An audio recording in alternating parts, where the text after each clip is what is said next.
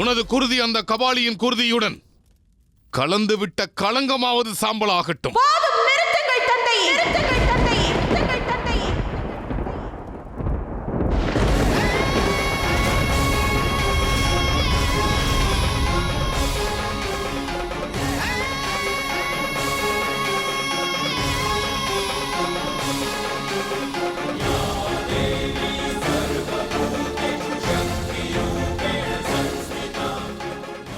ஏதாவது செய்யுங்கள் மகாதேவா. சத்தை முடிவெடுத்து விட்டாள். ஆனால் அவளது உடல் இதை ஏற்றுக்கொள்ளும் உண்மை நிலையை இன்னும் அடையவில்லை.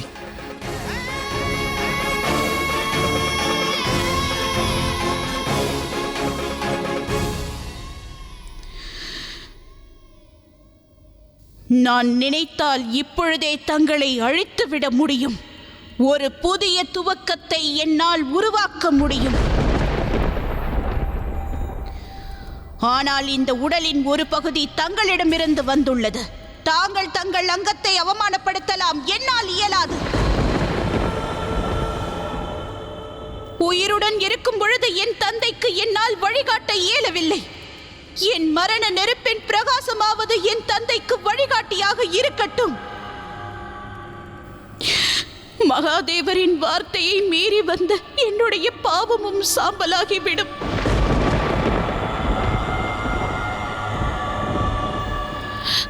தாங்கள் அறிவீர்கள் தாயே, நான் செய்தவற்றை தாங்கள் நன்றாக அறிவீர்கள். நான் தங்களின் மகளாக இருந்தது எனது பெருமை. என்னை மன்னியுங்கள். தங்களை விட்டு நான் பிரிய போகிறேன்.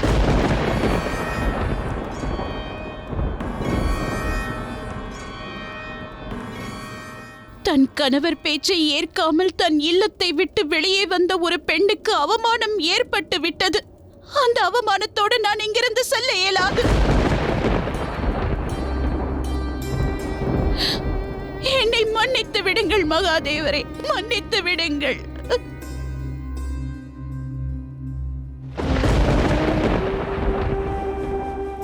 தங்களில் ஒரு பகுதியாக இருந்தும் தங்கள் வார்த்தையின் ஆழத்தை என்னால் புரிந்து கொள்ள இயலவில்லை. இப்படி ஒரு அவமதிப்பிற்கு ஆளாவேன் என்று நினைக்கவில்லை. தங்கள் இன்பத்திற்கும் வெற்றிக்கும் காரணமாக இருக்க வேண்டும் என்று நான் விரும்பினேன். ஆனால் இன்று உங்கள் கண்ணீருக்கு காரணமாகிவிட்டேன்.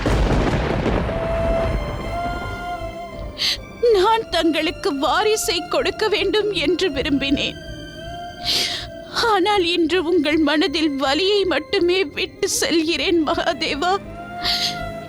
என்றென்றும் உங்களுடனேயே இருக்க வேண்டும் என்று விரும்பிய இந்த சதி இன்று உங்களை விட்டு பிரிந்து செல்ல போகிறாள் மகாதேவா.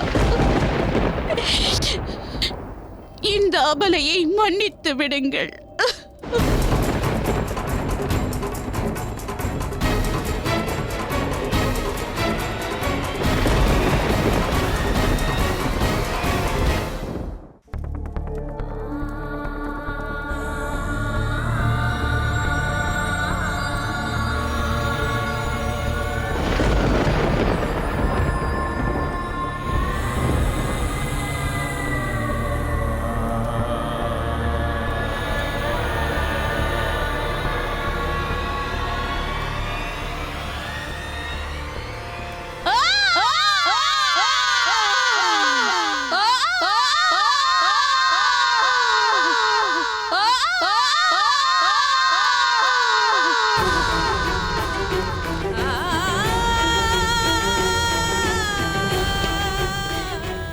இந்த உடல் எனது தந்தையிடமிருந்து எனக்கு கிடைத்தது.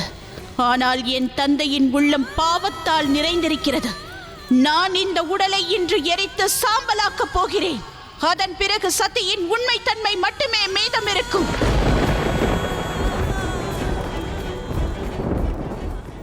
எனது அச்சத்தை எதிர்கொள்ள வேண்டும் என்று என்னிடம் கூறுவீர்களே மகாதேவா. எனது அச்சத்தை வரவேற்க வேண்டும் என்று கூறுவீர்களே. இன்று இந்த சதி தன்னுடைய அச்சத்தை வரவேற்கிறாள்.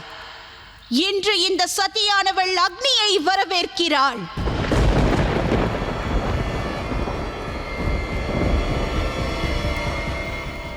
ஆனால் இது என்னுடைய முடிவல்ல. இந்த உடலின் முடிவு இது அழிவல்ல, ஒரு காத்திருப்பின் ஆரம்பமாகும்.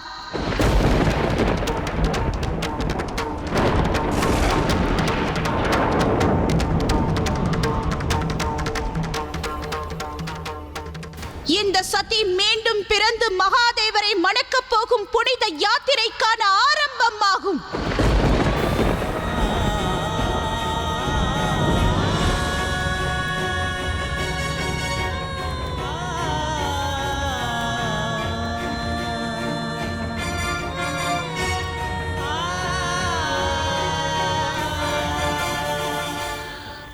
சிவன்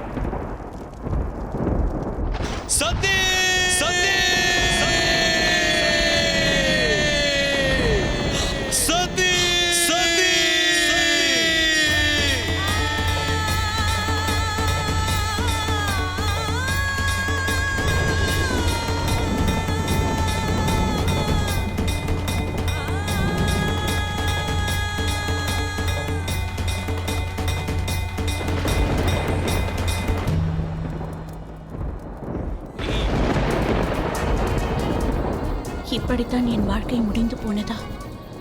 சத்தியின் வாழ்க்கை. ஆம், நான் உரைத்தேன் அல்லவா, அந்தமே ஆரம்பமாகும். அவ்வுயிரின் வாழ்க்கை முடிவுற்றது. பார்வதியின் வாழ்வு ஆரம்பமானது. இருப்பினும் என் கேள்விக்கு இன்னும் விடை கிடைக்கவில்லை மகாதேவா. சத்தியின் இந்த முடிவிற்கும் எனது இந்த பிறவிக்கும் அதற்கும் மகாகாளிக்கும் என்ன சம்பந்தம்? மகாகாலனிடமிருந்து உருவான அனைத்திற்கும் நீங்காத உறவிற்கான பந்தம் மகாகாளியிடமும் உள்ளது பார்வதி.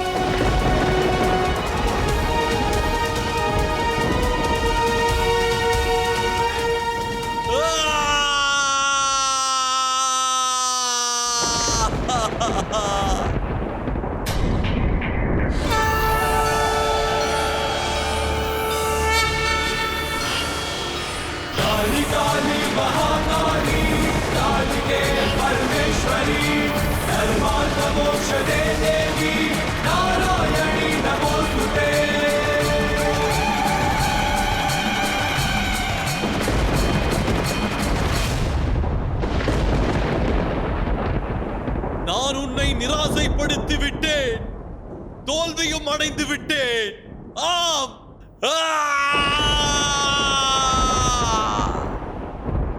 இது பரிதாபப்படுவதற்கான நேரம் அல்ல, பழிவாங்கும் சமயம்.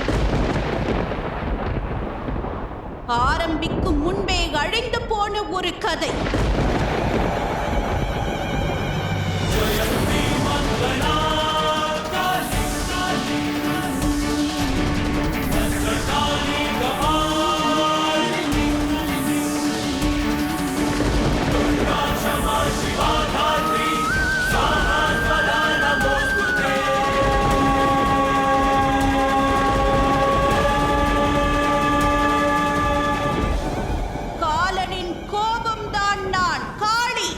துஷ்டர்களை அழிப்பதற்காகவே வந்திருக்கும் காளி, பத்ரகாளி நான். அநியாயத்தை வேறறுக்கும் கோபம் நான், ருத்ரகாளி நான். தங்கள் கோபத்திற்கான கூர்மை நான், அநியாயத்திற்கு எதிரான நீதி நான்.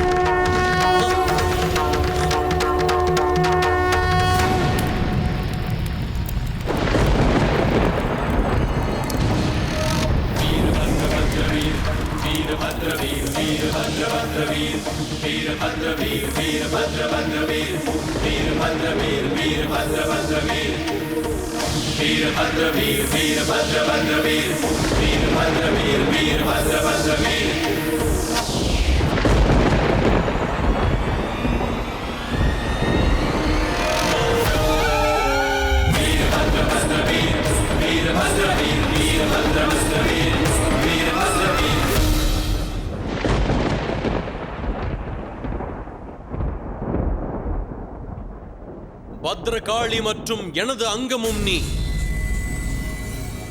நீ வீரபத்ரனாவாய். செல், அநீதி இழைத்தவர்களை அடியோடு அழித்துவிடு.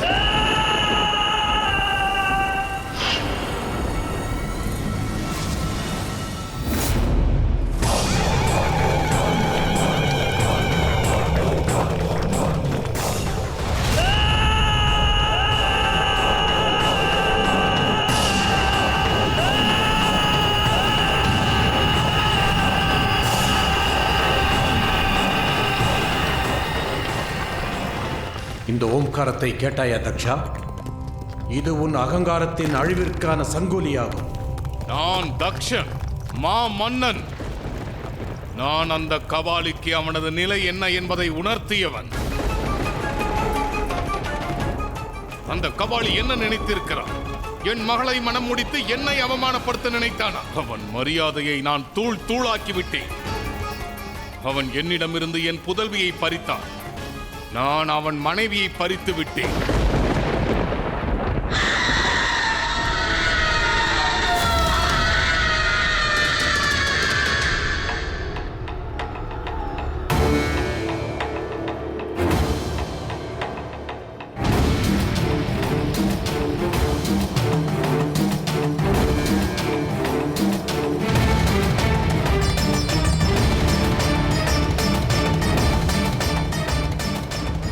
மகாதேவனின் மனைவி உன்னுடைய புதல்வி தக்ஷா. உனது அகங்காரத்தில் மகாதேவனை தோற்கடிக்க எண்ணி ஒரு தந்தையாக நீ தோற்றுவிட்டாய். நான் செய்த அனைத்தும் சரி.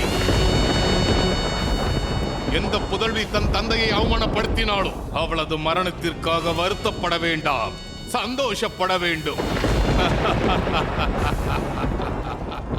அமைதியாயிரு மூடனே.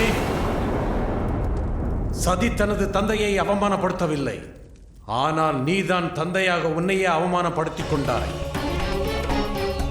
உனக்கு துளியேனும் அறிவும் பொறுமையும் இருந்தால் மகாதேவனின் பாதங்களில் சரணடை. அவரிடம் மன்னிப்பு கேள். இல்லை என்றால் எந்த தேவியை அவமானப்படுத்தி அவளது உடலையே தியாகம் செய்ய வைத்தாயோ அவளே உன் மரணத்திற்கு காரணமாவாள்.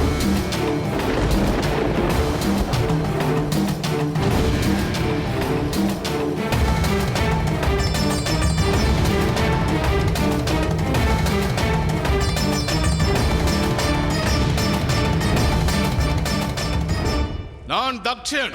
இந்த மாமன்னரின் உயிரை பறிக்க அந்த மயான கபாலியால் முடியாது. அந்த வீரனின் முழக்கம் உனக்கு கேட்கவில்லையா? பத்ரகாளி மற்றும் மகாதேவனின் அங்கம் வீரபத்ரன் உனது உயிரை பறிக்க வந்திருக்கிறான் தக்ஷா.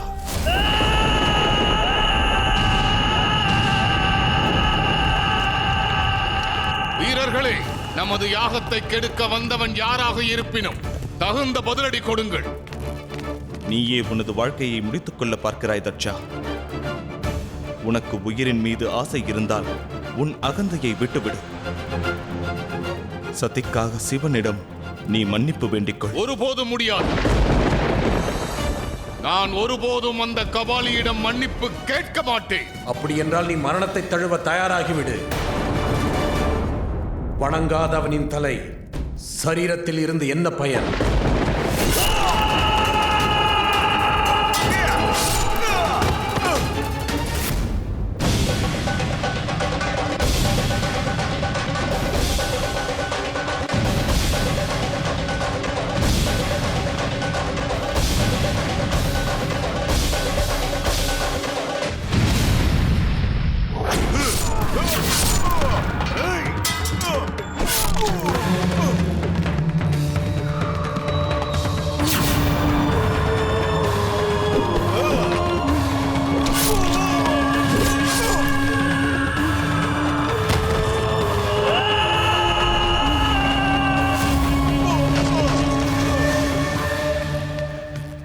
மாமன்னருக்கு வணக்கம்.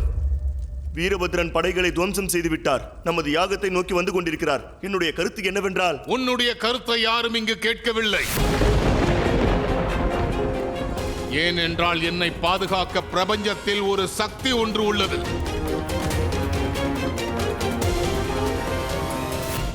இந்த யாகத்தை தங்கள் அனுமதியுடனே துவக்கினேன் நாராயணா. தாங்களே என்னை காக்க வேண்டும். தங்கள் வாக்கை காப்பாற்ற அந்த வீரபத்திரனை சிறைபிடியுங்கள். தங்கள் வாக்கை காப்பாற்றுங்கள் நாராயணா. தாங்கள் என்னையும் என் யாகத்தையும் காக்க வேண்டும். அவனை தடுத்து நிறுத்துங்கள்.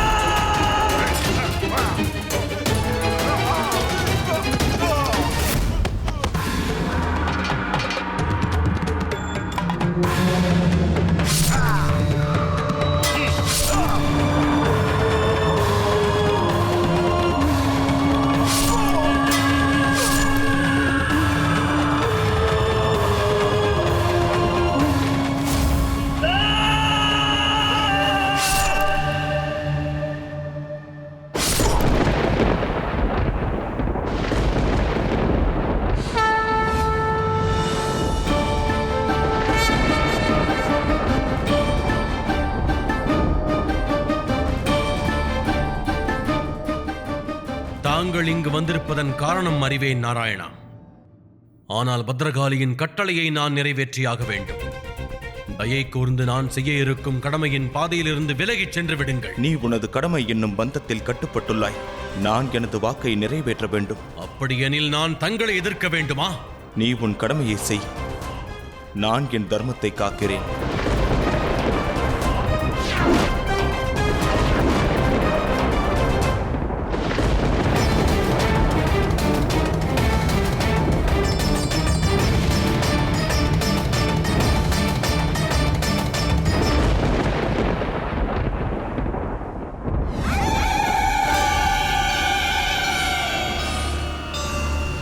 வீரபத்ரனை தடுத்து மா பாதகத்தை யார் செய்தது? என்னிடம் வேறு வழியில்லை தேவி. நான் அளித்த வாக்கை காப்பாற்ற வேண்டும். பத்ரகாளி இங்கு பத்ரனை விடுவிப்பதற்காக மட்டும் வரவில்லை. தாங்கள் அளித்த வாக்கிலிருந்தும் தங்களை விடுவிக்க நான் இங்கு வந்துள்ளேன்.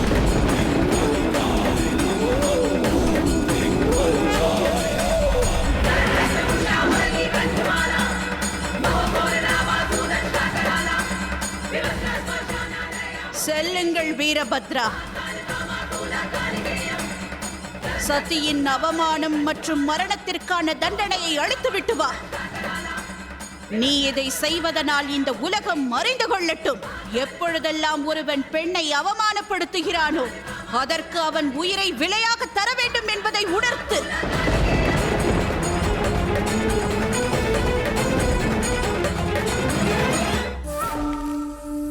அனைத்தும் முடிவிற்கு வந்துவிட்டதா? நான் தான் என்னிடம் பிரபஞ்சத்தில் மிகப்பெரிய சக்தி ஒன்று உள்ளது என்று கூறினேனே. யாகம் ஆரம்பிக்கட்டும். மாமன்னன் தக்ஷனை அழிக்க இந்த உலகில் வேறு எவருமே இல்லை.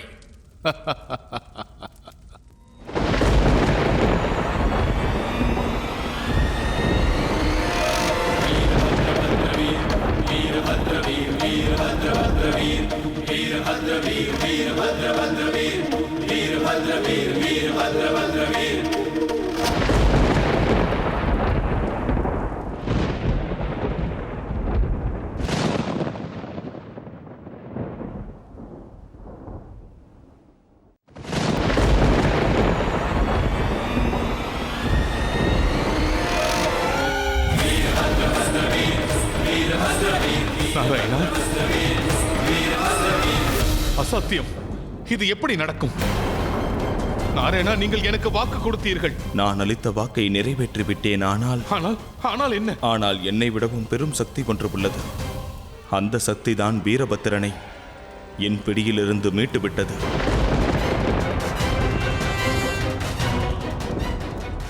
அசாத்தியம். இது நடக்காத காரியம்.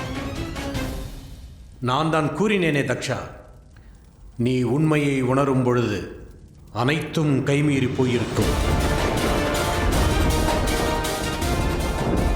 சாத்தியமில்லை, சாத்தியமில்லை.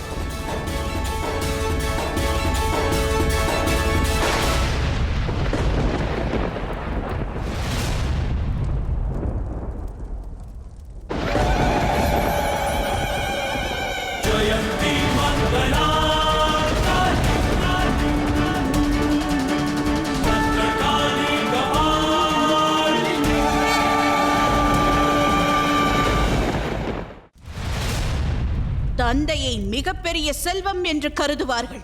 ஏனெனில் கன்யாதானம் எனும் மிகப்பெரிய தானத்தை செய்யும் அதிகாரம் அவருக்கே உள்ளது. ஆனால் மனதால் நீ வளமானவனாக இல்லை தக்ஷா. பிரம்மாவின் வாரிசாக இருந்தும் நீ அறிவை இழந்து விட்டாய். இப்பொழுது உனக்கு தேவை அறிவுரை அல்ல, அழிவுதான் உனக்கு தேவை.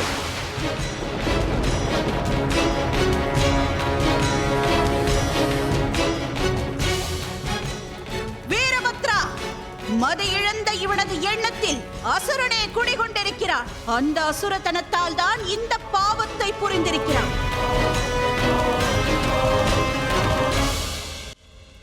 இந்த அசுரனை வெட்டி வீழ்த்து வீரபத்திரா, வீழ்த்து வீரபத்திரா, வீரபத்திரா.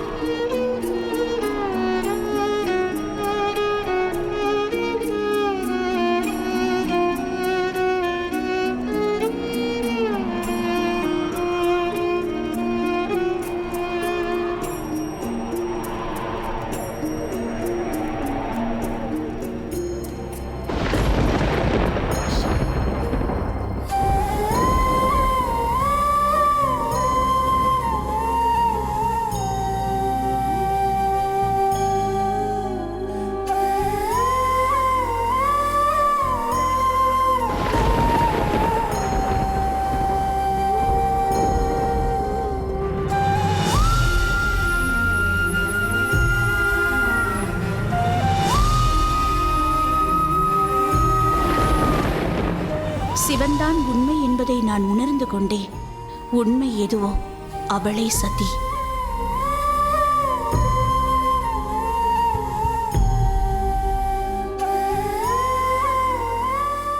நான் தங்களை விவாகம் செய்து கொள்ள விரும்புகிறேன்.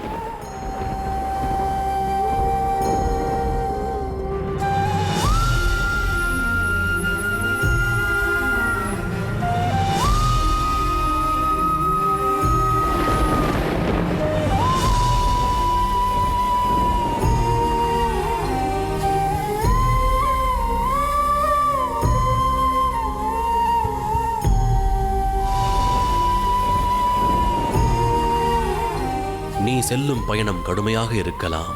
எனக்கு தெரியும் மகாதேவா. இன்னொன்றையும் நான் அறிவேன். ஒருவேளை இந்த யாத்திரையானது எனக்கு இறுதி யாத்திரையாக கூட இருக்கலாம்.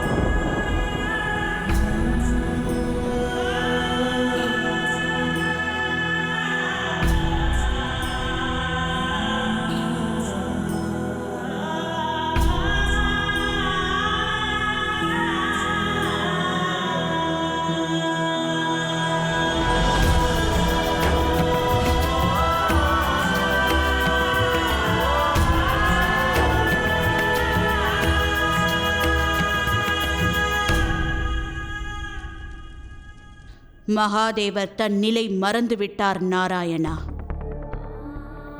எனது அந்த உடலை அழித்து விடுங்கள்.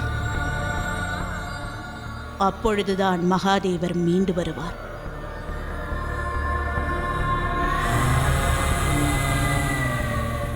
அப்பொழுதுதான் நான் மீண்டும் பிறப்பதற்கான வாய்ப்பை பெறுவேன்.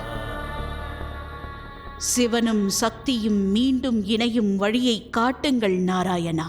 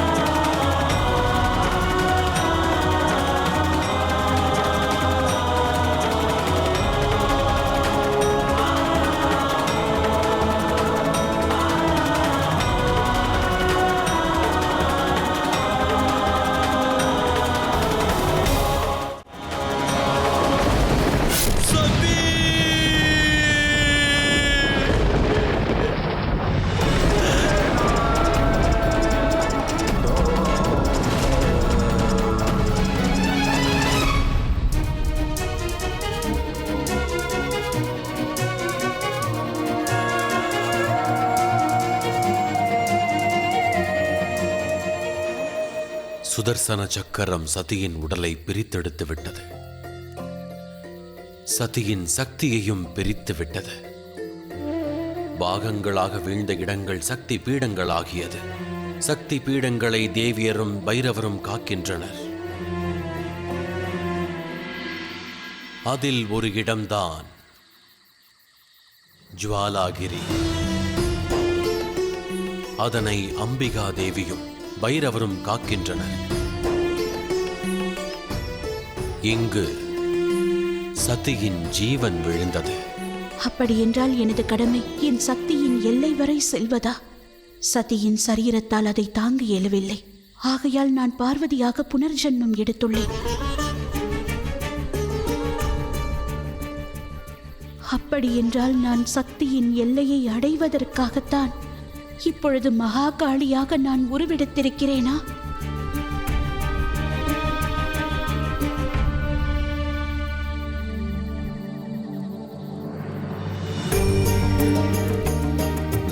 நான் என்னை அறிந்து கொள்ளத்தான் இப்பிறவி எடுத்திருக்கிறேன். தவம் புரிந்தேன், எனது சுயத்தை நான் மறந்து விட்டேன். ஆனால் தாங்கள் ஒவ்வொரு நொடியிலும் என்னால் ஏற்பட்ட இன்னல்களை தாங்கிக் கொண்டீர்கள்.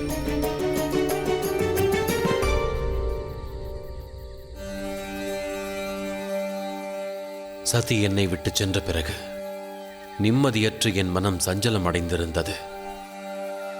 கைலாயத்தில் நான் தியானத்தையே மேற்கொண்டேன். சிறிது காலத்தில் பார்வதியாக என் வாழ்வில் நீ வந்தாய். பின்பு கைலாயத்தில் ஆனந்தம் மீண்டும் குடி வந்தது. ஆனால் அதிலும் நினைவிருக்கட்டும், தாங்கள் என்னை தடுக்கவும் கூடாது, என்னை தேடி வரவும்.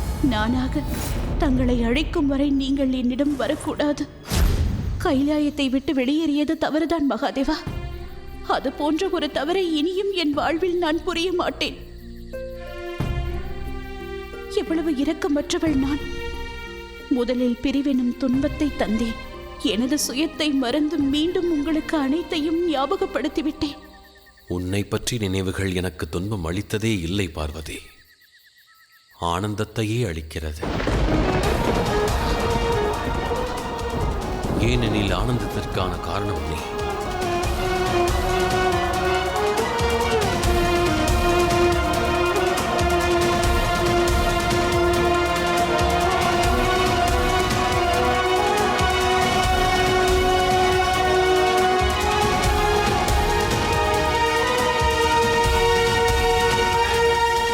வேறு ஏதேனும் கேட்க விரும்புகிறாயா? ஆம் மகாதேவா, கைலாயத்திற்கு செல்வோமா?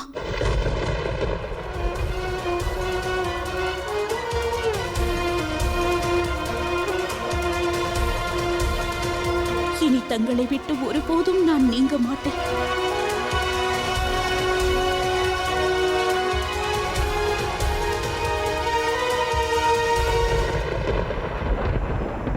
யார் இந்த மகாகாளி? எங்கிருந்து வருகிறாள்? பார்வதிக்கு ஏதேனும் துன்பம் விளைந்தால் யாரேனும் ஒருவர் அவளுக்கு உதவி புரிய வந்து விடுகின்றனர். இதற்கு முடிவே இல்லையா? அதற்கொரு மார்க்கம் உண்டு தமையனே. நாம் மகாசுரன் தாரகாசுரனை எச்சரிக்க வேண்டும். அந்த பார்வதிக்கு உதவ எவரும் வராதபடி தமது முயற்சியால் அனைவரையும் நாம் தடுத்து நிறுத்த வேண்டும். நம் கட்டுக்குள் கொண்டு வர வேண்டும். இல்லை இல்லை நிசும்பா, தாரகாசூரனை எச்சரிக்க அவனது ஆட்கள் இருக்கிறார்கள். ஆனால் நானோ இந்த ஆட்டத்தையே மாற்றிவிட நினைக்கிறேன். இதுவரை நாம் பார்வதியின் பின்னால் சென்றோம் அல்லவா? ஆனால் இம்முறை நாம் ஆடப்போகும் ஆட்டத்தால் அந்த பார்வதியே நமது பின்னால் வருவாள். அதுவும் தனியாக. எந்த பிரயோஜனமும் இல்லை தமையா. எந்த சக்தியும் யுக்தியும் அவளை ஒன்றும் செய்ய முடியாது. ஏதொன்றை சக்தியால் அடைய முடியவில்லையோ, யுக்தியாலும் அடைய முடியவில்லையோ, அதை அடைவதற்கான வழிதான் பக்தி நிசும்பா. நாம் பார்வதியை தனியாக வர வைக்க வேண்டும். அவள் நம்மை தனியாக சந்திக்க வர சம்மதிக்க வைக்க வேண்டும்.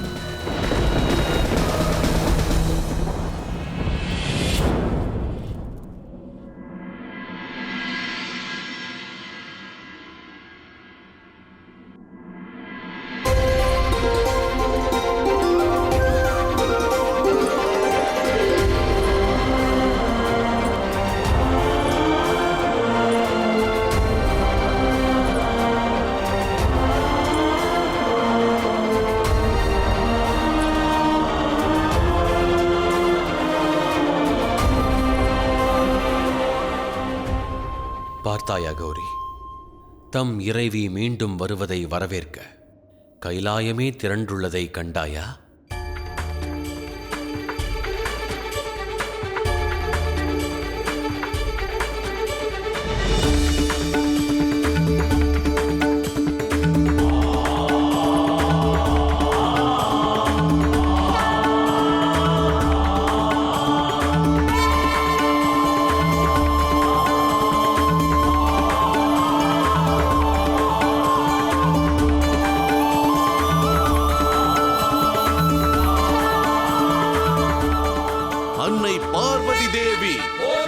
மகாதேவர்.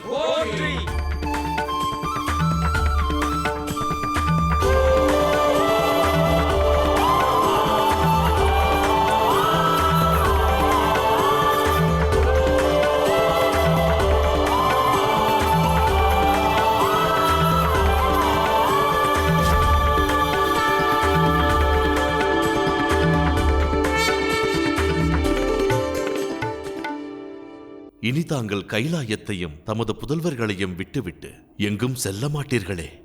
இந்த கைலாயத்திலிருந்து என்னை எதுவும் பிரிக்க இயலாது. நல்ல செயல் நலமாகவே முடியும்.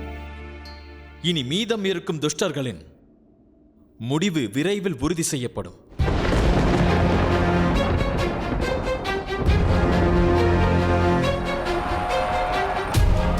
சும்பனும் நிசும்பனும் பேராசைப்பட்டு அபகரிக்க நினைக்க வந்த பெண்ணின் சக்தியை என்னவென்று புரிந்து கொள்வார்கள்.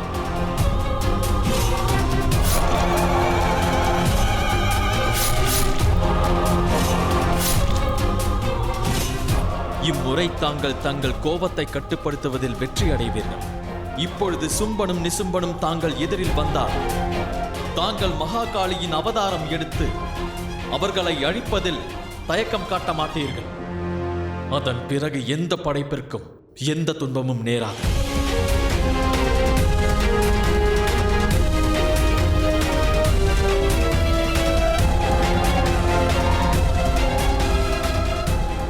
நான் கூறியது சரிதானே தாயே?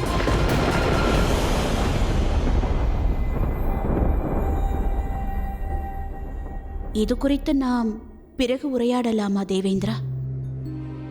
இன்றுதான் நான் வந்திருக்கிறேன்.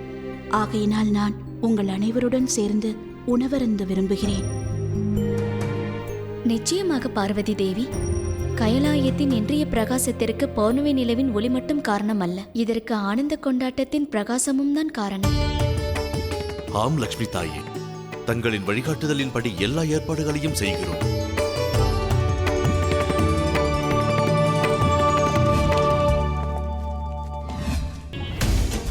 இப்பொழுது சும்பனும் நிசும்பனும் தாங்கள் எதிரில் வந்தால் தாங்கள் மகாகாளியின் அவதாரம் எடுத்து அவர்களை அழிப்பதில் தயக்கம் காட்ட மாட்டீர்கள். அதன் பிறகு எந்த படைப்பிற்கும் எந்த துன்பமும் நேராது.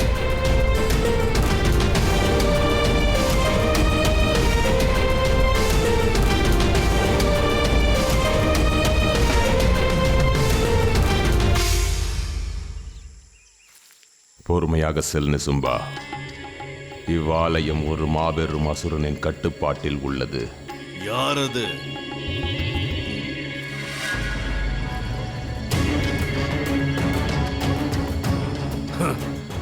மீண்டும் ஒரு பெண்.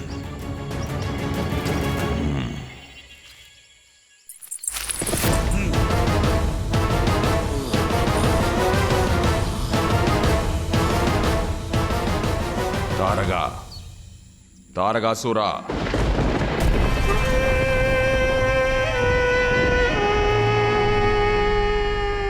ஆம், நான் தான் தாரகாசுரன்.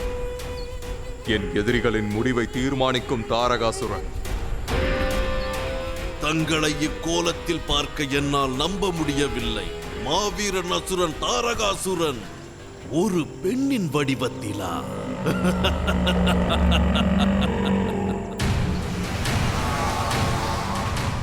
எந்த பெண்ணின் உருவம் உனக்கு நகைப்புக்குரியதோ அதுவே உனக்கு பலவீனம் என்பதை மறந்து விடாதே. நம் அனைவரின் பலவீனமும் அதே.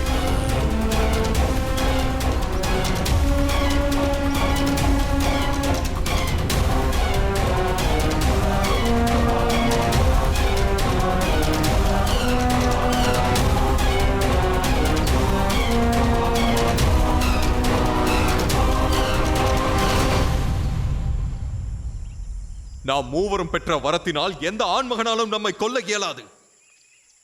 ஆனாலும் தாங்கள் இருவரும் சிக்கலில் உள்ளீர்கள். ஆனால் நான் இன்றும் சிக்கலின்றி உள்ளேன். ஏனெனில் தாங்கள் இருவரும் பெண்ணை அபலை என்று அவமானப்படுத்துகிறீர்கள். ஆனால் நானோ அவர்களை அபலையாக நினைப்பதில்லை. பதிலாக அவர்களுக்கு மதிப்பளித்து கௌரவப்படுத்துகிறேன். அவர்களுக்கு மரியாதை அளிப்பதன் மூலம் அவர்களை கட்டுப்படுத்துகிறேன். எவருடன் யுத்தம் புரிந்தாலும் அவர்கள் உங்களுடனேயே யுத்தம் புரிவார்கள். வெற்றியும் தங்கள் வசமாகிவிடும், இல்லையா? இப்பொழுது கூறுங்கள், 3 உலகினிலும் ஆட்சி புரிபவர்கள் சும்பனும் நிசும்பனும் இந்த வனத்தில் என்ன செய்கிறீர்கள்? என்ன உதவி வேண்டும்? தாரகா, எங்களுக்கு உன் உதவி தேவையில்லை. உனது மனைவியின் உதவிதான் தேவை.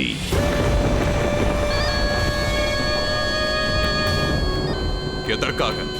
ஏனெனில் உனது மனைவி மிகப்பெரிய தேவியின் பக்தை. அவளது கற்சிலையை தினமும் பூஜித்து வருபவள். அதனால் அவள் கற்சிலையாய் வணங்கும் தேவி உருப்பெற்று வந்து விட்டாள். ஆகவே இந்த செய்தியை கூற வந்தோம். ஆனால் அதனால் எனக்கு என்ன லாபம்? எனக்கு என்ன கிடைக்கும்? வரம். நான் கூறுவதை புரிந்து கொள். என்னுடன் சேர்த்து உனக்கும் பாதுகாப்பிற்கான வரம் பெற்று தருவேன்.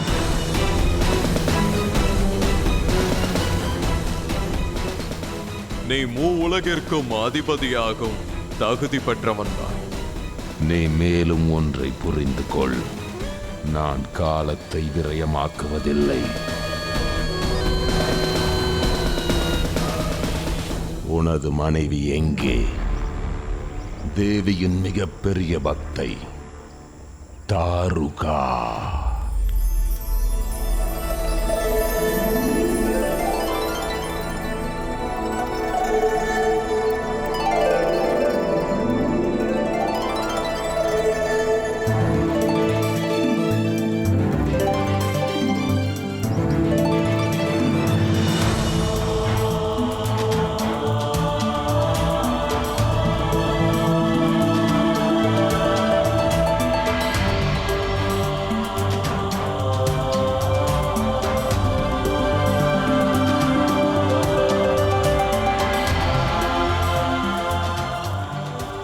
தாருகா,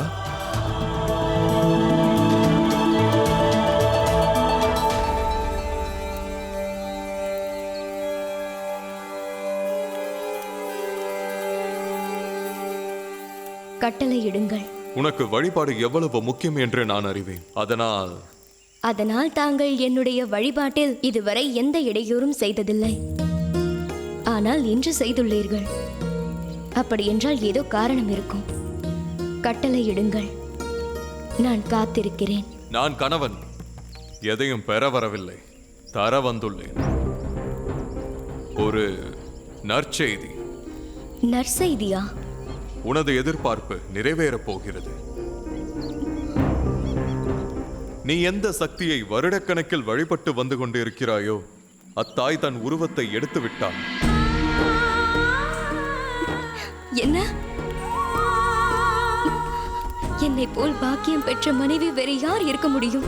தாங்கள் என்னுடைய வழிபாட்டில் இடையூறு செய்ததே என் வழிபாட்டை நிறைவேற்றுவதற்காகத்தான். என் வேண்டுதலால் தாய் உருப்பெற்று விட்டார்.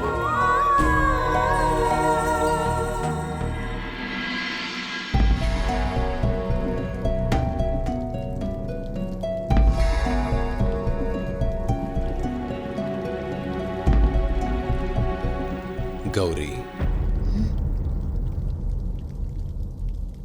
மகாதேவா, தாங்கள் உன்னை நான் கண்டால் மனம் சாந்தமடையும்.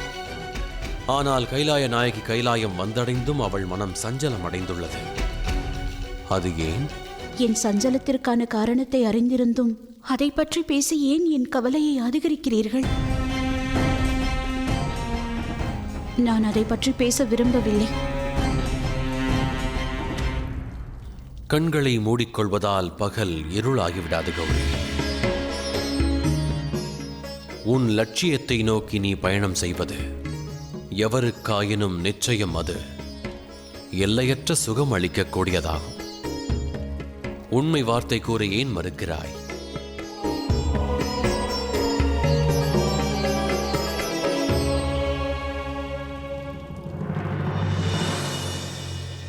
உண்மையை ஏற்றுக்கொள்வதனால் நான் என் மகிழ்ச்சியை இழக்க விரும்பவில்லை.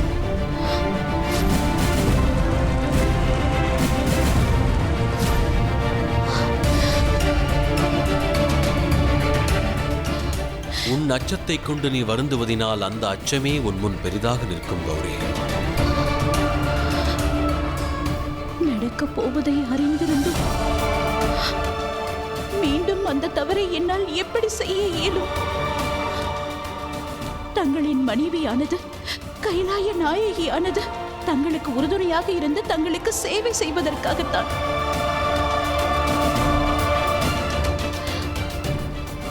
ஆனால் மீண்டும் மகாகாளியாக மாறி உங்கள் மார்பில் கால் வைப்பது என்னால் ஏற்றுக்கொள்ள முடியாது மகாதேவா. பின்பு வளர்ச்சியை பற்றி சிந்திப்பதினால் என்ன பயன்? வளர்ச்சி என்பது தனது நாதன் மீது கால் வைப்பதா? அப்படி என்றால் அந்த பலனை நான் தியாகம் செய்து விடுவேன். பார்வதி, எனக்கு புரிகிறது மகாதேவா. சும்பன் நிசும்பனை அழிப்பது எனது கடமை என்று எனக்கு தெரியும். ஆனால் நான் மீண்டும் மகாகாளியாக உருவெடுக்க விரும்பவில்லை. சதியின் உருவத்தில் உங்களுக்கு துக்கம் கொடுத்ததை இன்னும் மறக்கவில்லை. மீண்டும் பார்வதியாக உங்கள் மார்பில் நான் கால் வைப்பதா? தாங்கள் என்னை தங்கள் சக்தியாக நினைத்தால், என்னை உங்கள் மனைவியாக நினைத்தால் தயவு செய்து என்னை வற்புறுத்தாதீர்கள்.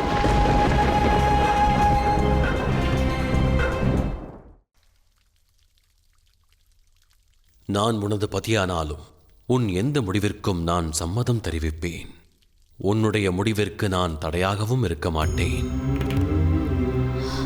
மகாகாளியாக நீ உருவெடுக்க விரும்பவில்லை என்றால் விட்டுவிடு. ஒன்றை மட்டும் நினைவில் கொள். வாழ்வென்பது யுத்தம். அதற்கு 2 வழிகளே உள்ளன. ஒன்று அதிலிருந்து விலகியிருப்பது, இல்லையேல் அதில் பங்கு கொள்வது. அதிலிருந்து விலகிவிட்டால் நமக்கு நாமே தீங்கு இழைத்தவர்களாவோம். ஒருவேளை பங்கு பெற்றால் நமக்கான வழியும் பிறக்கும். தரிசனம் அளியுங்கள். தரிசனம் அளித்து என்னை காப்பாற்றுங்கள். இந்த விவாதத்தை இத்தோடு முடித்துக் கொள்வோம். தங்கள் பக்தை யாரோ உங்களை அழைக்கிறார். தாங்கள் சென்று தரிசனம் அளித்து அவரை காப்பாற்றுங்கள். எவரை அழைக்கிறார்களோ அவருக்கே கேட்கும் பார்வதி. தரிசனம் அளித்து என்னை காப்பாற்றுங்கள். அப்படி என்றால் என் பக்தராக இருந்திருந்தால் என் செவிகளுக்கு கேட்டிருக்கும். அப்படி என்றால் இந்த அழைப்பு யாருக்காக? அந்த அழைப்பு உனக்கானதாகும். ஆனால் என்னை யார் அழைப்பது? தரிசனம் அளித்து என்னை காப்பாற்றுங்கள். தரிசனம் அளியுங்கள் தாயே.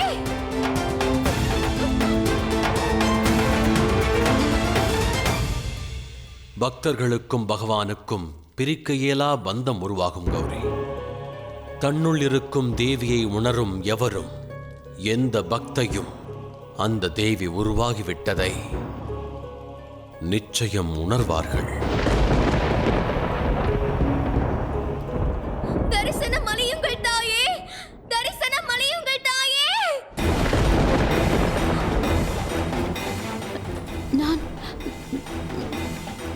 நான் என்ன செய்வது மகாதேவா? துஷ்டர்களுக்கு நீ உன் சக்தியை காண்பித்தாய். உன் பக்தர்களுக்கு தரிசனம் அளிக்கும் நேரம் வந்துவிட்டது. பக்தர்களின் வேண்டுதலுக்கு செவிமடுப்பதென்பது உன்னுடைய புதிய பொறுப்பாகும் கௌரி.